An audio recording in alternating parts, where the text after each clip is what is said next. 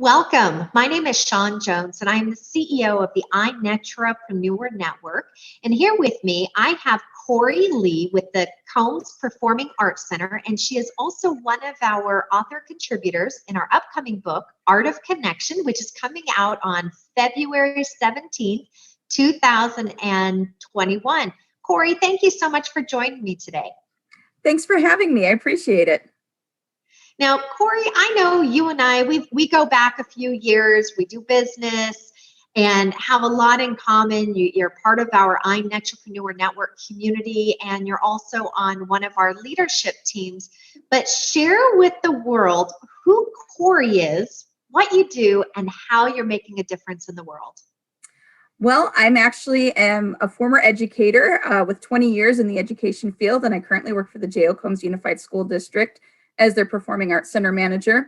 And I also manage my own small business, which is called Party Animal Balloons, which was my segue into the performing arts as a college kid trying to get my degree so I could become a dance teacher.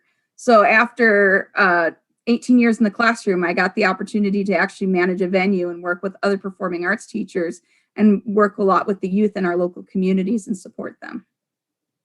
And you do a lot to support youth and give back and mentor others. So Cori, my question to you, is this the first time you've ever been part of a book, or have you published your own books? I've actually been published in some local magazines with a highlight on performing arts. Casa Grande Rocks and Rocks Realty, their magazine. So I had actually for about 2-3 years, I had a monthly column with them that focused on the performing arts in Pinal County. But this is my first time actually doing an actual book. Oh, wow. Now, with all of your experiences, do you have a book that you're kind of pondering or thinking about creating? Do we see a book in the near future of your own? Well, it could be a possibility. It was a big joke that when I was going through elementary, middle, and high school that I was going to be a New York Times best-selling author. So we haven't gotten there yet, but I'm not saying that's out of the realm of possibilities. Too many ideas, too many things going on, but definitely very much focused on my career and, of course, my family right now, too, because I have 4 kids. And that they will keep you busy. Yes. So when you heard about the Art of Connection book, alongside from knowing Robert and our community, what inspired you to say, this is a book that I need to be in, I need to contribute? I think because I'm a younger entrepreneur and the fact that I'm still relatively new to being an entrepreneur and learning business, I felt this was a really good opportunity to maybe relate to other people who are in my position that had been pondering it, maybe hadn't been an entrepreneur before, and are just getting their feet wet. Mm-hmm. And this book is written by entrepreneurs for entrepreneurs. And with the Library of Congress approving the book to be in their library, you and all the other contributors are leaving a legacy for future entrepreneurs by the insight that you're contributing. Your quote, which is on October 10th, is, I read it and I'm going to share it with you right now. You wrote, there are rarely times when business will simply come to you, but comes to those who pursue it.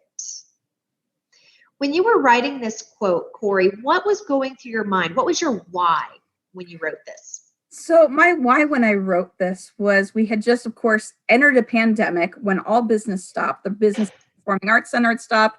The business Party Animal Balloons came to a screeching halt. And what should have been our busiest time of year, there was nothing. It was nothing but crickets at that point. And I spent probably about 2 or 3 weeks trying to figure out what I was going to do with myself, what was going to happen with the Performing Arts Center, what was going to happen with my business. And I started looking for opportunities to, especially at least with my balloon business, to go out and find other ways of pursuing the business and bringing business back in. So I started looking for things like my neighborhood started doing a local food truck night. And so I'm like, I'm just going to go insert myself out there and see what happens. The worst they're going to tell me is go home. So I went out there and people started asking for business cards. I started at least started making money. They started expecting me to be out there on a regular basis. And this wasn't something that I had normally done with from the business side of it. So I guess that was my way of kind of pivoting during the pandemic. And so we found ways of socially distancing, masking, and doing everything safely.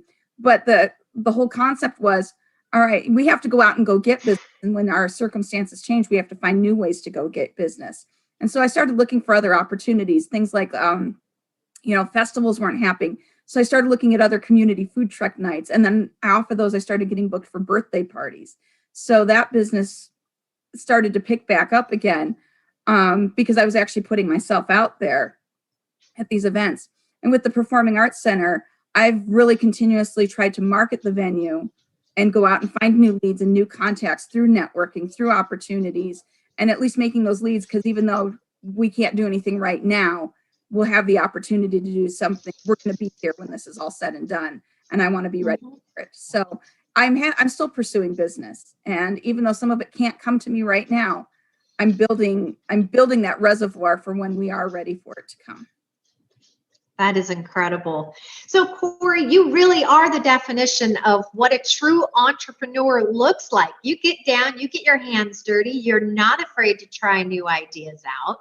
I mean, what a perfect quote that you wrote, and at a wonderful time in this world.